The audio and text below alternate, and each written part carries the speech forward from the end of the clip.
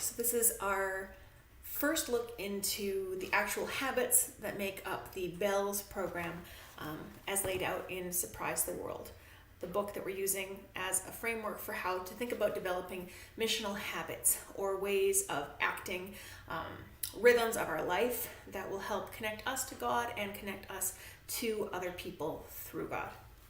The first two habits that I'm going to talk about in this video are the B and the E in BELLS, bless and eat. Blessing can come in a lot of different forms. So when Frost says, the first habit I'd like for you to consider embracing is that of blessing others, he doesn't have a one-size-fits-all.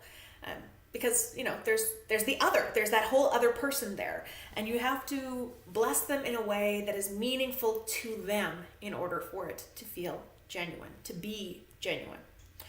He says, I'd like you to bless 3 people each week, and at least one of whom should be a member of your church, and at least one of whom should not be a member of your church.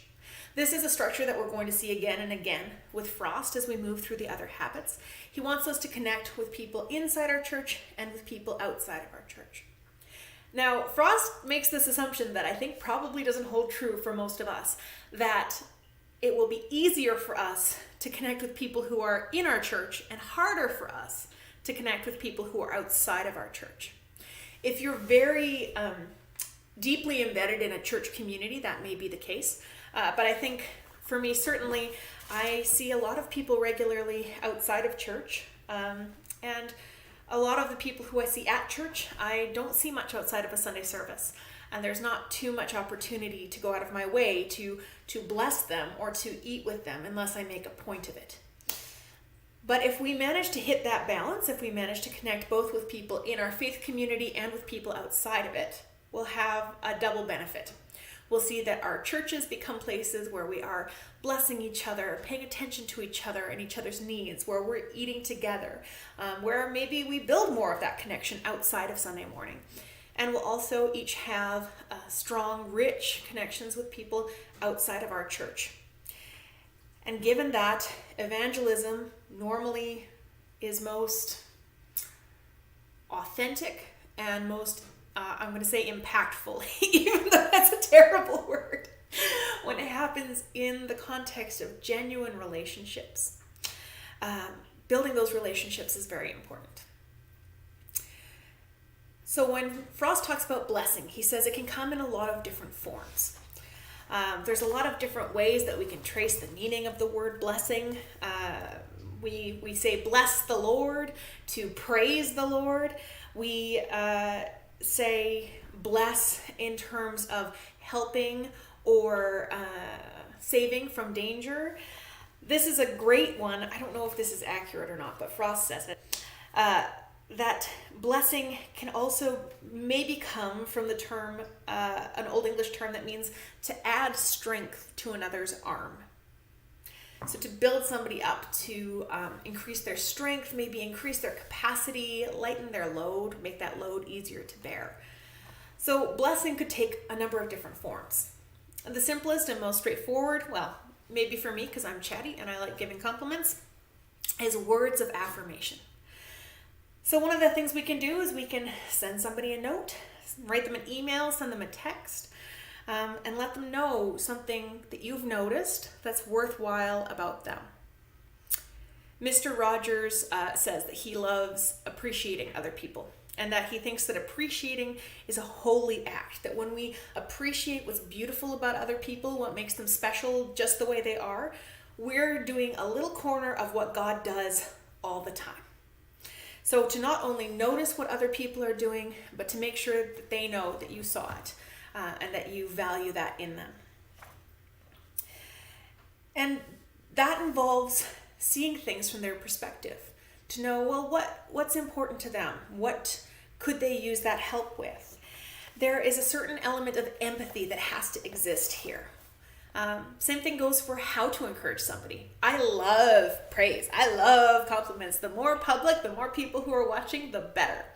But I had a really dear colleague who was excellent at his job and very private and very shy.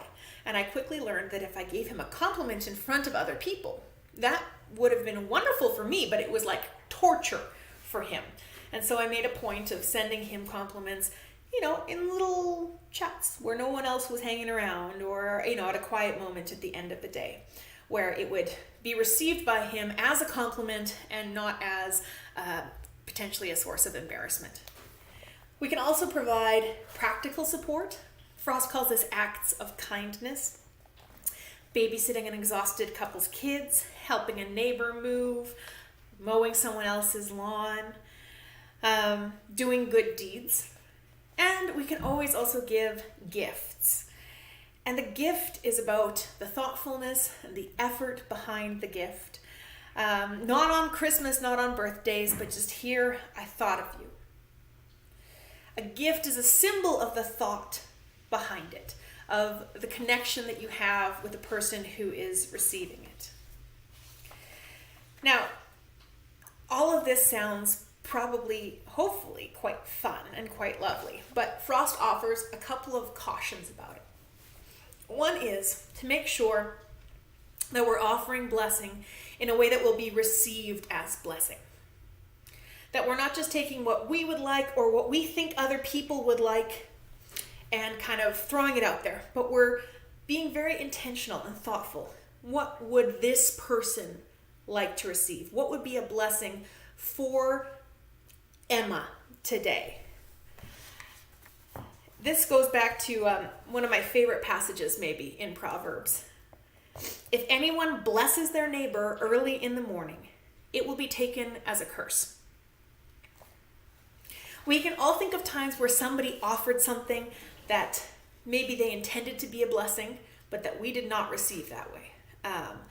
I am a mom of a young child. I can tell you many times that somebody offered me the blessing of advice that they dearly thought I needed, but that was not welcome in that moment with my child. I think we've all received Christmas gifts where, while you appreciate the attempt, it also maybe made you feel like that person really doesn't know me. They don't really get me if they think that this is the gift that I might like. Those are probably some of the more harmless forms of giving, of attempting to bless and failing. In more serious moments, it can be coming in and trying to fix people's problems for them and harming the relationship that you have with them. It can be thinking that you know the answer and coming across as maybe a bit condescending or off-putting. I think at its extreme, we can think about some forms of coercive and oppressive missionary work in this vein of people coming in thinking, hey, I know what's best for the Indigenous population here. I know what these people need, but delivering it maybe in a form that doesn't take into account the value, the communities, the cultures of the people who that gift is being offered to.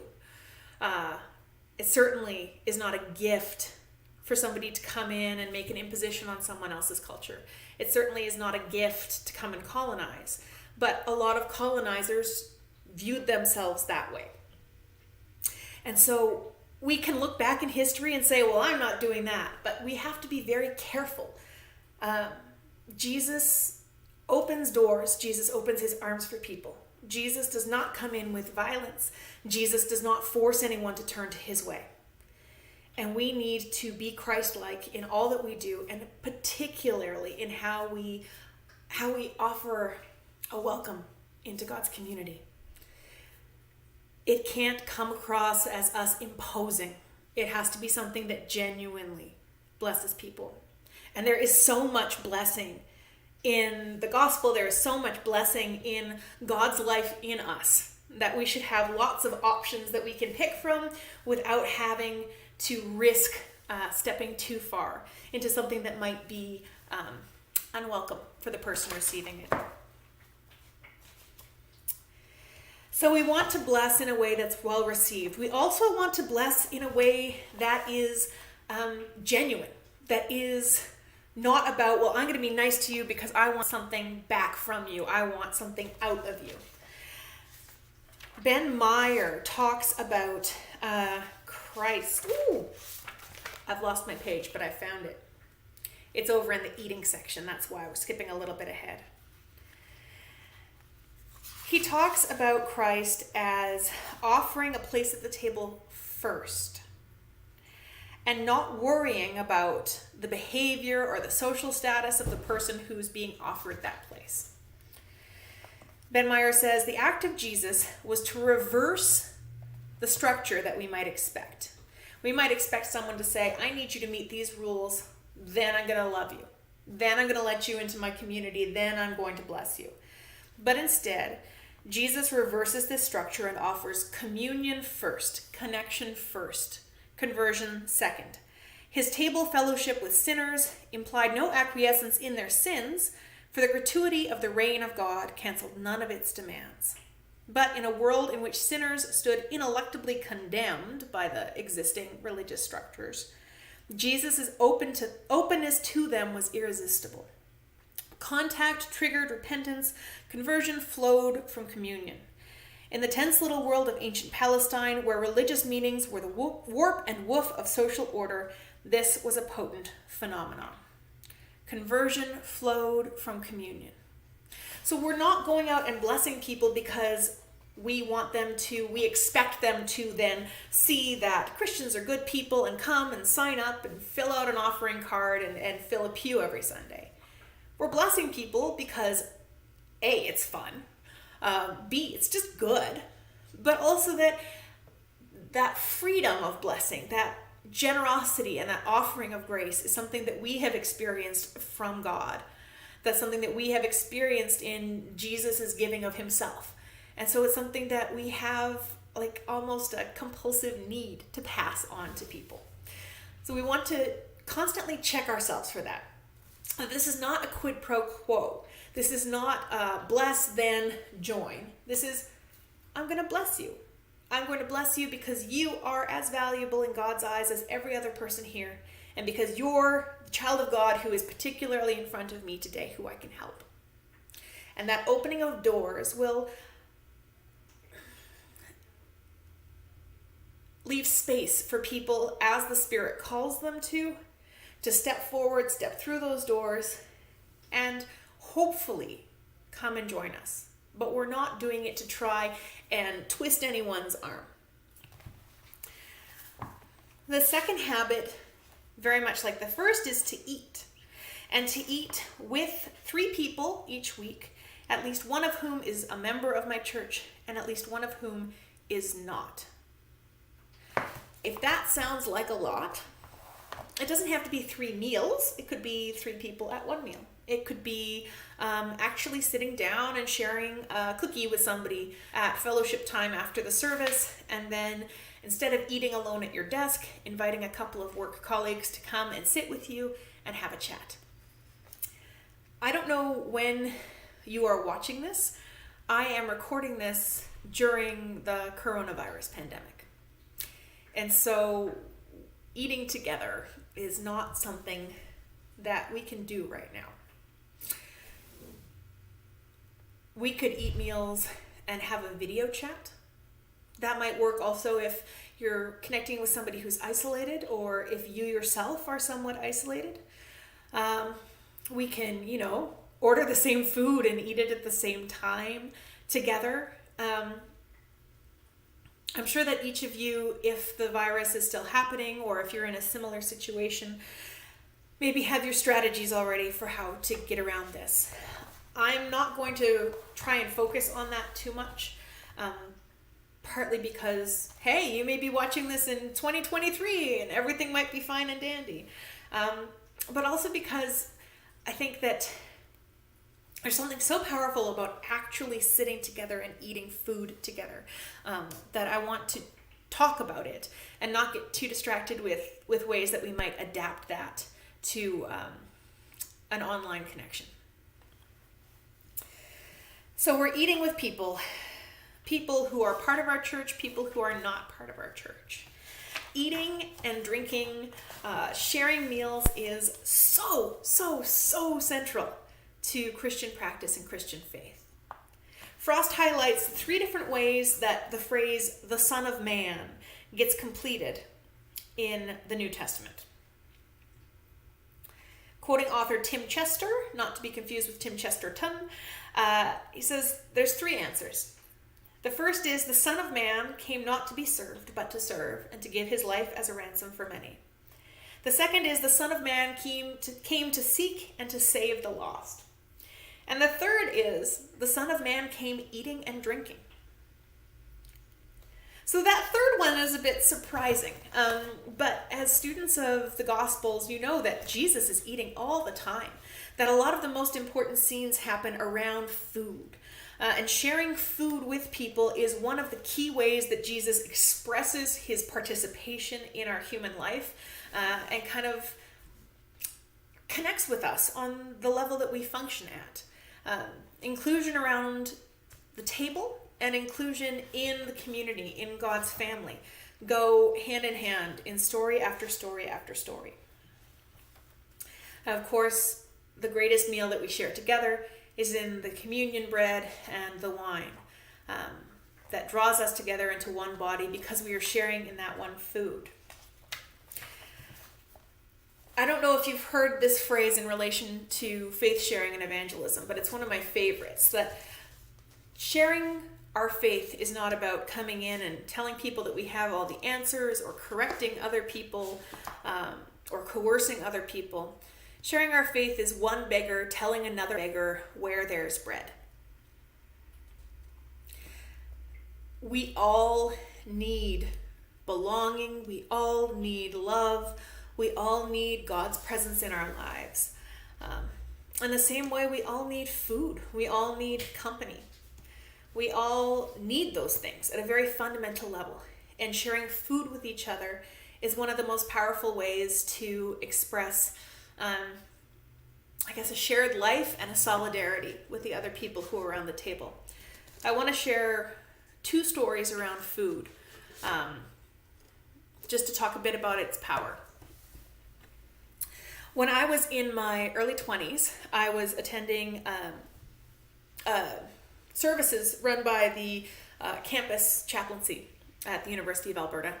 And one of the things that we did was once a month, we would go and we would prepare a meal for Prayer Works Commons at St. Faith's. So we would go and cook a meal, probably fairly similar to the community dinners that many of you run at your own parishes or have been a part of. But the really powerful thing that happened there was that Sue Oliver, who is one of my favorite people of all time, so I'm a little biased in this story, but she would not only come in like a whirlwind and make a beautiful meal, often make kind of surprising food or food that was different from what people were getting, dinner after dinner after dinner. She'd come in and make food that she was happy to eat, that she was happy to share. And she'd have a pack of us, 20-somethings, late teens, hanging around and helping her make the food. And what was really amazing about Sue was that she also absolutely required us to sit down and eat. Not to hide in the back, not to bring our own food or sit separately, but to take a plate of the same food that you had been feeding people, find a table that had space, and sit down and share and eat. And that was life-changing for me. I mean, such a huge thing for my faith. Because partly it takes away that separation, that hierarchy. Well, this is the food that I'm making for you, but I've got some other different, maybe better food for myself back here. And it also really encouraged us, I think, to get over our own social awkwardness, to get over our own fear of, sitting with poor people, talking to poor people, and just to sit down and realize that we all need to eat. We're all hungry for so many different things, and that's something that we should share with each other and take chances to celebrate being able to satisfy with each other. I'm not sure if you've been in maybe those shared community meals where there is a different feeling. I have been in those as well, where maybe the people who are from the church sit in a different room to eat, or don't have a meal at all, eat before or eat after. And it changes the feeling. They can still absolutely be wonderful ministries. They can still absolutely be genuine blessings to the people who are coming and eating. But I think in the sharing of food, you unlock something extra. You unlock an expression of hospitality, of mutual sharing that is really remarkable. And that we, as people who are in the position to be making the food, really need. We need that spiritual conversion. We need to understand our own hunger, our own spiritual hunger, our own physical hunger, our own dependence on the people around us, maybe more so than somebody needs a hot meal that day. The other example about eating that I want to share with you is something called Dinners for 12 that we did here at Christ Church as part of our welcoming committee. I believe I heard about this story through Tim originally, or this model, but the idea was that you would pick people from the parish at pretty much random, 12 different people, the number of the disciples, and you'd have a meal together to encourage connection across generations, to encourage people to break out of their friend group.